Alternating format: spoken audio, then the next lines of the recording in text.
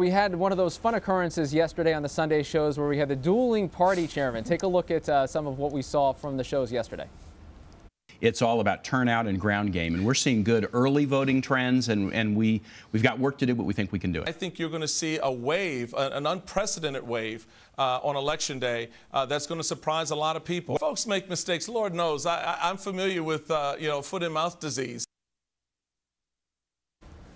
Indeed, familiar a little bit with foot and mouth disease over the last couple of months. Remember, the only poll that counts is the poll on Election Day. Someone told me that once. Yes, but apparently. Actually, great segue. Speaking of voting, we have an expert on the subject. It's Tova Wang, who's a senior fellow at Demos, does a lot of work on voters' rights and voter issues that we can expect. And I just want to ask you, first of all, we always seem to expect now that no matter what happens on Election Day, we're going to be talking about it for weeks and months to come. Recounts and lawsuits and everything. Is that just baked into the system at this point?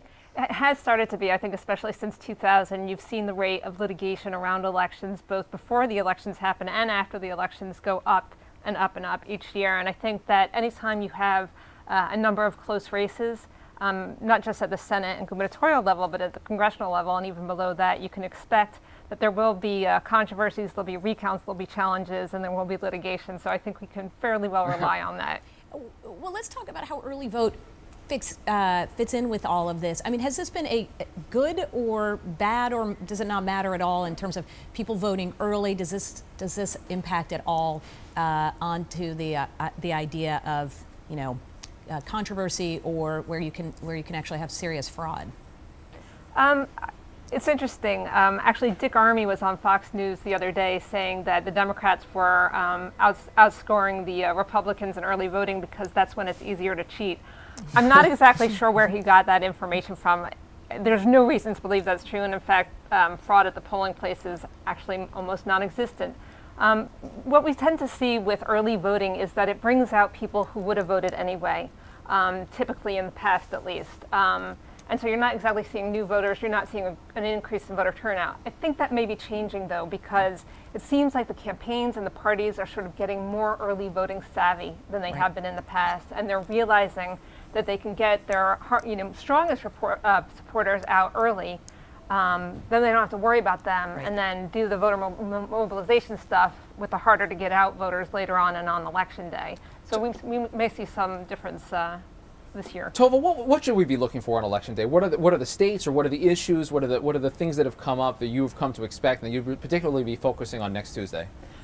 I think that, as most people are talking about, turnout is going to be the key. And I am especially focused on the turnout among Latino Americans, people who are naturalized citizens, African Americans, and young people. Are there particular states where it's really critical? Sure. In Nevada, for sure, the Latino vote. In Colorado, in Arizona, in Florida, in California. In states like these, the Latino vote really could be the critical margin of difference. And we will see what the voter turnout is like among those groups on Election Day. There are a lot of polls out there that are showing an enthusiasm gap with the Latinos as well, but there are also, I know, tremendous mobilization efforts going on around those communities that may end up making the difference at the end.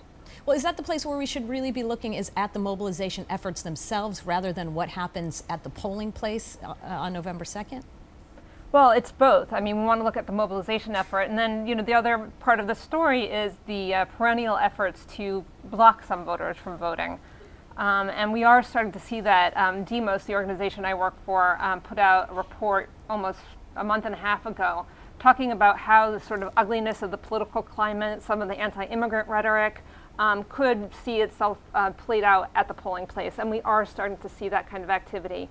I love the political participation enthusiasm of the Tea Party, but there is a line that cannot be crossed, and we are starting to see some indications that some people are going to the polls as poll watchers and making people intimidated. Uncomfortable. They're being told to be be photographing people, and that kind of stuff is beyond the line. All right, Tova Wang, watching the votes for us over at Demos. Really appreciate it. No problem. Thank you. Thanks so much.